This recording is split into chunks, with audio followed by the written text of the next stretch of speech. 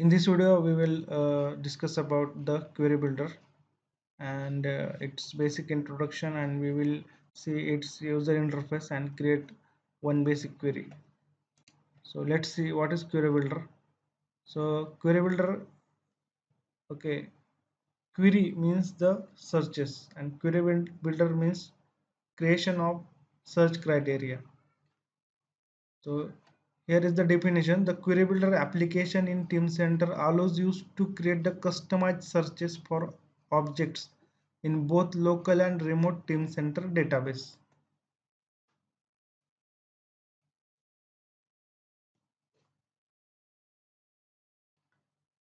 तो इसका मीनिंग क्या होता है कि जो भी हम डेटा क्रिएट करते हैं टीम सेंटर में, आइटम रिवीजन डेटा सेट, उसमें हम फाइल्स को अटैच करते हैं। तो ये सब डेटा जो है सर्च करने के लिए हम कस्टमाइज सर्चेस क्रिएट कर सकते हैं with the help of query builder Teamcenter application. तो उसके लिए क्या होता है, query builder building query definition require knowledge of the Teamcenter POM schema. POM मतलब persistent object manager, which is an hierarchical arrangement of classes, subclasses and attributes. Then उसके बाद query definitions are also called saved queries, identify search criteria used to find the information in team center।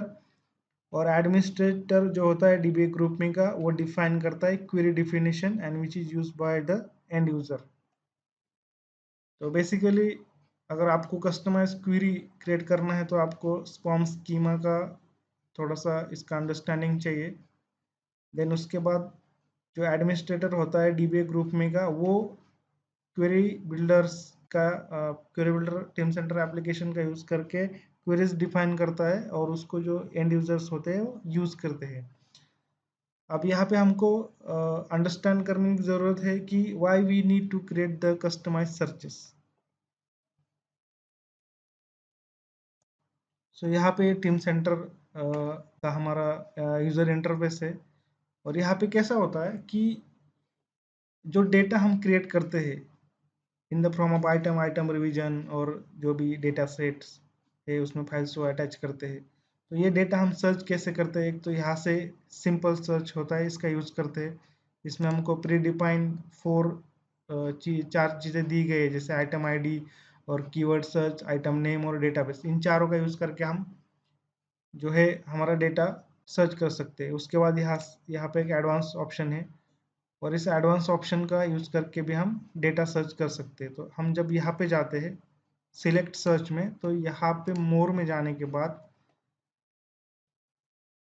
यहाँ पे system defined searches जो siemens ने है, जो general search criterias है वो ऑलरेडी यहाँ पे आपको मिल जाते हैं। आप इसका यूज़ करके भी जो डेटा क्रिएट किया गया है उसको सर्च कर सकते हैं, बट ये जनरल सर्च पर्पस के लिए है। सो कस्टम सर्चेस क्रिएट करने की ज़रूरत इसलिए होती है कि हर कोई जनरली यूज वर्क नहीं करता है, या टीम सेंटर जनरली यूज नहीं करता है। कोई कार मैन्युफैक्चर में यूज करते हैं, कोई सपोज कार में एक पर्टिकुलर आप एग्जांपल लेंगे कि हेड लैम्प है या टेल लैम्प है, वो उस वो मैन्युफैक्चरिंग में या उसके डिज़ाइनिंग में टीम सेंटर का यूज़ करते हैं, उसके रिलेटेड जो भी डेटा है, इंफॉर्मेशन है, उसके सेव के लिए।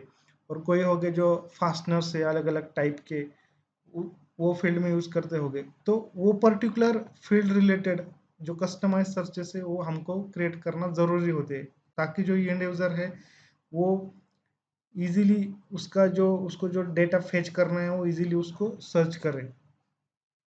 तो हम बेसिकली देखेंगे, सपोज यहाँ पे आप जाएंगे और यहाँ पे जाने के बाद सपोज आप एक क्वेरी सिलेक्ट करेंगे आइटम नेम की, इसको ओके करेंगे और मुझको एक डेटा सर्च करना है हाउसिंग। और यहाँ पे जाने के बाद हम इसको एग्जीक्यूट करेंगे। तो यहाँ पे क्या होगा, जो आइटम आईडी क्रिएट था मेरा, एक आइटम क्रिएट था हाउसिंग का, वो मुझको आ गया।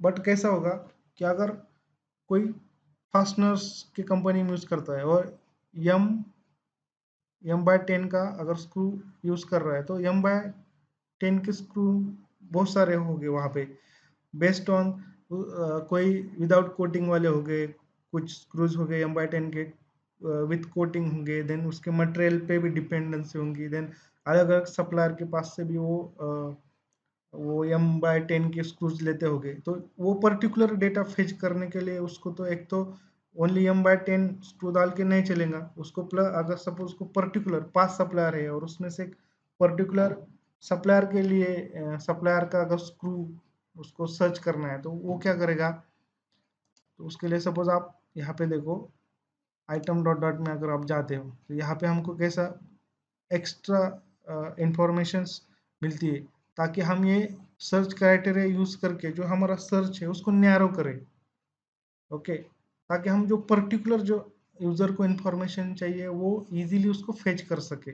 ये जो पर्पस होता है वो क्वेरी बिल्डर का यूज करके कस्टमाइज क्वेरी क्रिएशन का होता है। तो यहाँ पे अगर सपोज हमने नेम डाला स्क्रू का, सपोज एम बाय 10 का स्क्रू डाला, तो यहाँ पे हम डिफॉल्ट यहाँ पे नीचे हम क्रिएट कर सकते हैं कि आइटम है, देन उसका ओनिंग यूजर और यहाँ पे लोकेशन कोड, इसमें हम नीचे ऐड भी कर सकते हैं कि किस सप्लायर का चाहिए, देन मटेरियल कौन सा चाहिए, तो उसके रिलेटेड फिर आप जो स्क्रूज है एम बाय 10 का, तो पर्टिकुलर सप्लायर और पर्टिकुलर मटेरियल का आप इजीली सर्च कर सकते हैं।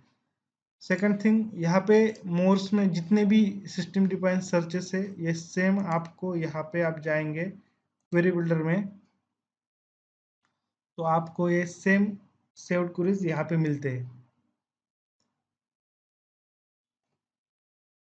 नाउ हम हमारा जो यहाँ पे मेन जो हमको देखना है कि एक हमको पॉम स्कीमा का इंफॉर्मेशन थोड़ा सा अंडरस्टैंडिंग चाहिए, ताकि हम प्रॉपर तरीके से क्वेरी कस्टमाइज क्वेरी क्रिएट कर सके। तो ये पॉम स्कीमा क्या होता है, बेसिकली एक ही पेरेंट चिल्ड्रन टाइप इसकी अरेंजमेंट होती है। तो ये जो आपको मिलता है ये आप BMID में आपको बिजनेस ऑब्जेक्ट होते हैं, देन इस बिजनेस ऑब्जेक्ट का पेरेंट होता है पॉम ऑब्जेक्ट, देन इस पॉम ऑब्जेक्ट के अंदर होता है पॉम एप्लीकेशन ऑब्जेक्ट। ये हो गया पॉम एप्लीकेशन ऑब्जेक्ट। देन इसके अंदर क्या होता है workspace object, and then इस वर्क पेस ऑब्जेक्ट के अंदर आपके जो भी है item revision, forms, folders, data sets, ये चीज़ें होती है। तो आपको जैसे जो हायरार्की है ये पता होना चाहिए कि भाई बिजनेस ऑब्जेक्ट, देन उसके अंदर POM object, then POM application object, workspace object और आइटम रिवीजन और डेटा सेट, ये चीज़ें इसमें होती है। तो अब क्या होता है कि जो बिजनेस ऑब्जेक्ट होते हैं दो टाइप के होते हैं, एक तो प्राइमरी ऑब्जेक्ट होता है एंड सेकेंडरी ऑब्जेक्ट होता है। तो प्राइमरी ऑब्जेक्ट मतलब जो आइटम्स हम क्रिएट करते हैं, कस्टम आइटम्स होते हैं, ये प्राइमरी ऑब्जेक्ट। इस आइटम के अंदर हम अगर डेटा सेट जो यूज करते हैं ये हो गया सेकेंडरी ऑब्जेक्ट। तो ये जो प्राइमरी ऑब्जेक्ट होते हैं ये इनका खुद का एक क्लास होता है। यहाँ पे आप देखेंगे class same POM object, then उसके अंदर फिर आप देखेंगे यहाँ पे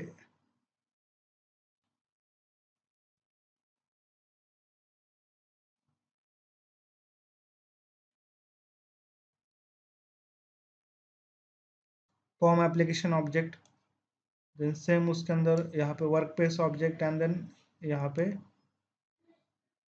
आइटम।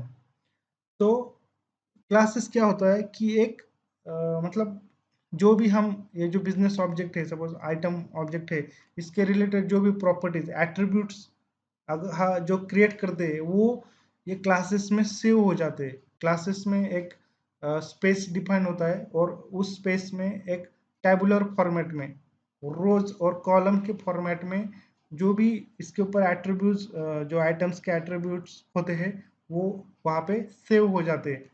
तो क्या होता है जब भी हम क्वेरी बिल्ड करते हैं या कोई डेटा सर्च करते हैं, आइटम रिलेटेड अगर डेटा हम सर्च करते हैं तो वो उस टैबुलर क्लासेस में जो भी इंफॉर्मेशन सेव की गई है टैबुलर फॉर्मेट में, वहां से वो डेटा यूज करके वहाँ पे जो है हमको हमारे सर्च रिजल्ट्स में हमको मिल जाता है। तो बेसिकली जस्ट आपको इतना यहाँ पे क्वेरी बिल्डर में इतना बिजनेस ऑब्जेक्ट और क्लासेस का अंडरस्टैंडिंग की ज़रूरत नहीं है। जब भी BMID के टॉपिक्स कवर हो गए उसमें आपको ये और ज़्यादा से अच्छे से अंडरस्टैंड होगा। तो आप यहाँ पे देखेंगे कि कैसा होता है अगर सपोज आपने एक आइटम क्रिएट किया शुभम नाम का, तो इससे रिलेटेड आप क्या करेंगे, यहाँ पे देखो ये आइटम है और आपने कस्टमाइज आइटम किया, तो ये कस्टमाइज ऐसे जाके राइट क्लिक करके न्यू बिजनेस ऑब्जेक्ट करेंगे तो कस्टमाइज आइटम क्रिएट हो जाएगा। सपोज शुभम नाम का है। देन यहाँ प्रॉपर्टीज, प्रॉपर्टीज में हम उसके जो एट्रीब्यूट्स है, जैसे आप यहाँ पे देखेंगे कंपनी नेम, कौन से कंपनी में वर्क करता है, उसका डेट ऑफ बर्थ क्या है, मेल है या फीमेल है, सिटी क्या है, ये जो इंफॉर्मेशन है इस तरह से टैबुलर फॉर्मेट में क्लासेस में जो स्पेस डिफाइन किया गया है वहां पे सेव हो जाती है। फिर हम क्या करते हैं, जब हम कोई सर्च क्राइटेरिया यूज करते हैं तो सर्च क्राइटेरिया क्या करता है, इस टैबुलर फॉर्मेट में जो Shubham related, suppose Shubham related item है, ओके, एंड देन उसका आपको सिटी फाइंड करना है तो वो डेटा वो जाएगा, फिर देखेगा कि आइटम रो में है, ओके, शुभम आइटम है और कॉलम में सिटी कौन सी है, मुंबई, ये डेटा को फेच करेंगे और हमको सर्च रिजल्ट्स में जो रिक्वायर्ड रिजल्ट्स है वो मिल जाता है। तो यहाँ पे आपको इतनी इंफॉर्मेशन चाहिए इसका किस तरह से हायरार्किकल अरेंजमेंट होता है और ये क्लासेस में किस तरह से इंफॉर्मेशन सेव हो जाती है। उसके बाद हम देखेंगे कि क्वेरी बिल्डर का इंटरफेस क्या होता है। तो आप यहाँ पे देखेंगे ये फर्स्ट है। तो फर्स्ट क्या है, saved queries tree, display all saved queries इन डेटाबेस। तो ये भी जो भी default queries already system define होती है सीमेंस की तरफ से, वो उसका ट्री है। देन उसके बाद यहाँ पे आप देखेंगे ये है सेव्ड क्वेरी प्रॉपर्टीज पेन। तो इसमें क्या होता है, name, description, query type, search classes और ये लोकलाइजेशन। ओके, यहाँ पे आप जो भी अगर सपोज कस्टमाइज क्वेरी डिफाइन कर रहे होगे तो यहाँ पे आप उसका प्रॉपर उसका नेम क्रिएट कर सकते हो, डिस्क्रिप्शन लिख सकते हो कि आपने किस लिए ये क्वेरी क्रिएट की है, देन उसमें उस और कौन से क्लास के लिए आपने क्वेरी सर्च की है, वो आप डिटेल इंफॉर्मेशन यहाँ पे लिख सकते हो।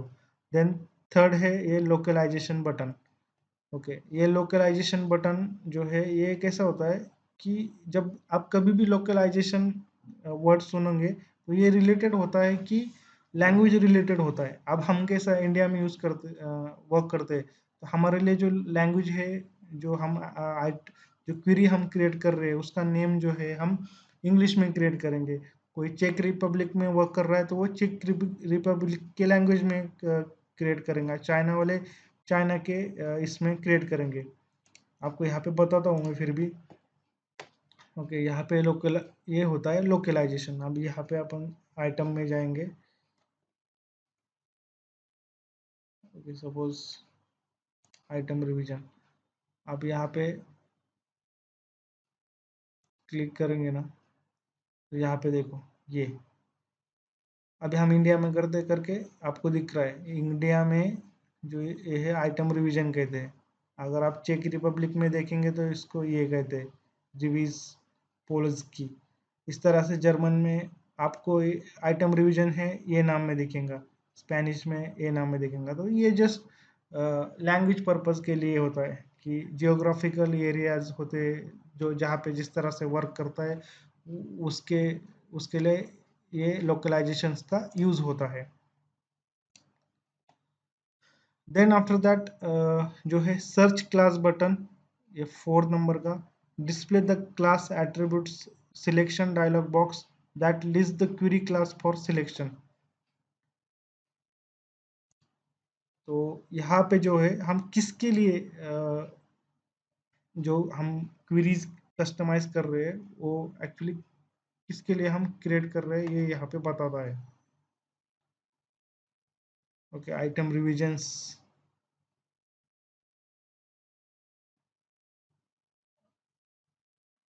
अलग अलग चीज़ों के लिए आप डेटा सेट है उसके लिए भी अगर क्वेरीज क्रिएट कर रहे हो, या टास्क टाइप है, अगर आपके जो स्टेटस है रिलीज स्टेटस वो टाइप के अगर आपको कोई रिलेटेड आइटम्स को सर्च करना है तो आप यहाँ पे सर्च टाइप में उसको सिलेक्ट कर सकते हैं।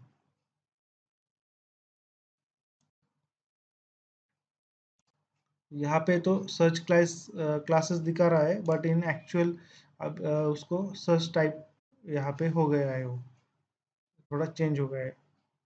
देन आफ्टर दैट ये जो है यहाँ पे फिफ्थ जो है एट्रीब्यूट सिलेक्शन पिन, और सिक्स जो है सर्च क्राइटेरिया पिन। तो फिफ्थ में हम क्या करते हैं, हमको कौन से यहाँ पे हमको फिफ्थ में प्रॉपर्टीज दिखते हैं, जो आइटम सपोज जिस आइटम है उसके रिलेटेड हमको जो भी प्रॉपर्टीज हमको ये करना है, जो भी उसके ऊपर जो प्रॉपर्टीज डिफाइन की गई है वो सब हमको यहाँ पे एट्रीब्यूट सिलेक्शन में दिखते हैं। और नीचे यहाँ पे हम जो हमको क्राइटेरिया में सर्च क्राइटेरिया में जो जो एट्रीब्यूट्स हमको दिखना चाहिए, और जो जो हम फिल्टर हम यहाँ पे यूज करते हैं वो यहाँ पे हम सर्च क्राइटेरिया पेन में ऐड और रिमूव कर सकते हैं, यहाँ पे फिफ्थ नंबर का जो है डायलॉग बॉक्स उसका यूज करके। अब हम बेसिक क्वेरी क्रिएशन देखेंगे। तो बेसिकली दो तरीके से हम क्वेरी क्रिएट कर सकते हैं। पहला तो जो यहाँ पे ऑलरेडी सिस्टम डिफाइंड क्वेरीज है इसको मॉडिफाइड करके क्वेरी क्रिएट कर सकते हैं, और सेकंड जो है हम हमारे एक सेपरेट कस्टमाइज क्वेरी क्रिएट कर सकते हैं। तो पहले सपोज अभी यहाँ पे हम देखेंगे आइटम नेम के, आइटम नेम है, और आइटम नेम में जाने के बाद यहाँ पे हमको अभी कैसा होता है कि ये क्वेरी जो है इसको भी हम मॉडिफाइड कर सकते हैं। यहाँ पे सपोज हमको ये आइटम आईडी की प्रॉपर्टीज है, यहाँ से हम इस तरह से ऐड भी कर सकते हैं, रिमूव भी कर सकते हैं, जिस तरह से हमको यहाँ पे जो प्रॉपर्टीज जो आइटम पे है वो यहाँ पे इस प्रॉपर्टी सिलेक्शन में हमको विजिबल होते हैं, और उसका यूज करके हम यहाँ पे सर्च क्राइटेरिया क्रिएट करते हैं। तो जो एग्जिस्टिंग क्वेरी है पहले से ही सेव क्वेरी है वो उसको हम मॉडिफाइड कर सकते हैं, बट सीमेंस रिकमेंडेड करता है कि जो suppose already system defined queries है उसको आप सपोज यहाँ पे नाम दे सकते हैं कि आइटम नेम 1 2 3, देन उसके बाद आप इसको एडिट करके आपके क्वेरी क्रिएट कर लो।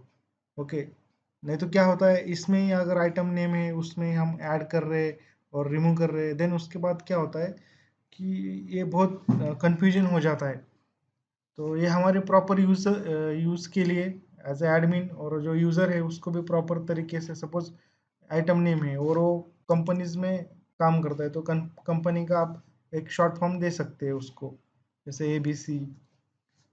यहाँ पे कंपनी का नाम जो है पर्टिकुलर जो आइटम है उसका एक नाम दे के यहाँ पे आप एक कस्टमाइज क्वेरी क्रिएट कर सकते हैं based on the system defined query. तो जस्ट हमको इस यहाँ पे आइटम नेम में यहाँ पे थोड़ा सा चेंज करना है।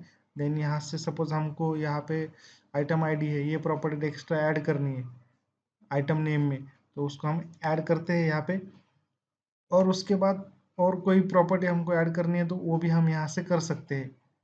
ओके, देन उसके बाद हमको जस्ट यहाँ पे क्रिएट पे क्लिक करना है। तो यहाँ पे जो हमारी कस्टमाइज जो क्वेरी है आइटम नेम ABC क्रिएट हो गई। देन सेकंड जो है हमको हमारे एक सेपरेट क्वेरी क्रिएट करना है, तो उसके लिए हम यहाँ पे सेव्ड क्वेरीज पे सिलेक्ट करेंगे, और जस्ट यहाँ पे हम लिखते हैं एक टेस्ट क्वेरी क्रिएट करते हैं, टेस्ट क्वेरी। यहाँ पे हम डिस्क्रिप्शन भी दे सकते हैं कि किस लिए हमने क्वेरी क्रिएट किए गए। उसके बाद हमको यहाँ पे सर्च टाइप है, सर्च टाइप मीन्स हम किसके लिए, आइटम के लिए या आइटम रिवीजन के लिए, कौन से बिजनेस ऑब्जेक्ट के लिए हम क्वेरी क्रिएट कर रहे हैं वो हम यहाँ से सर्च टाइप में हमको देना है। सपोज मैं यहाँ पे क्वेरी क्रिएट कर रहा हूँ आइटम के लिए, तो आप इसको डबल क्लिक करके सिलेक्ट कर सकते हो। सपोज आप यहाँ पे हो डेटा सेट पे हो और आपको यहाँ पे आइटम रिवीजन आइटम नहीं मिल रहा है सपोज, यहाँ पे जाके ये सर्च में आप लिख सकते हो आइटम, देन उसको यहाँ पे जाने के बाद सर्च कर सकते हो, तो आपको यहाँ पे इस तरह से सर्च हो जाता है। जब इसको डबल क्लिक करना है तो यहाँ पे वो आ जाता है। देन ये आइटम यहाँ पे सर्च टाइप में सिलेक्ट करने के बाद उसके ऊपर जो भी प्रॉपर्टीज है वो प्रॉपर्टीज यहाँ पे आ जाती है। देन उसके बाद हमको यहाँ पे लोकल क्वेरी को सिलेक्ट करना है। जब हम लोकल क्वेरी को सिलेक्ट करते हैं और यहाँ पे अभी देखो कोई भी हमने अभी तक सर्च क्राइटेरिया सिलेक्ट नहीं किया है, इसके लिए क्रिएट का जो बटन है वो अभी तक फ्रीज है। ओके, सपोज हम यहाँ पे आइटम आईडी का प्रॉपर्टीज ऐड करते हो तो यहाँ पे क्रिएट बटन जो है हमको ऑप्शन मिल जाता है ये क्वेरी क्रिएट करने के लिए। और यहाँ पे सपोज कभी कभी ऐसा होता है तो इसके वजह से भी यहाँ पे क्रिएट बटन हमको विजिबल नहीं होता, इसलिए हमको यहाँ पे लोकल क्वेरी सिलेक्ट करना है। देन ये डिस्प्ले सेटिंग है, यहाँ पे टाइप प्रॉपर्टीज, ऑल प्रॉपर्टीज और then display name, real names. तो ये हम इसको डिटेल में देखेंगे नेक्स्ट हम एक क्वेरी जब क्रिएट करेंगे। यहाँ पे फॉर्म जो स्कीमा है उसका हमको अंडरस्टैंडिंग करना होता है। जस्ट बेसिकली बेसिक हम जो क्वेरीज क्रिएट कर रहे हैं, जस्ट नेम दिया, यहाँ पे डिस्क्रिप्शन, सर्च में आइटम जिसके लिए हम सिलेक्ट कर रहे हैं, देन मॉडिफाइबल क्वेरी टाइप्स में लोकल क्वेरी, और यहाँ से हम सब आइटम आईडी प्रॉपर्टी सिलेक्ट किए। देन सपोज हम यहाँ पे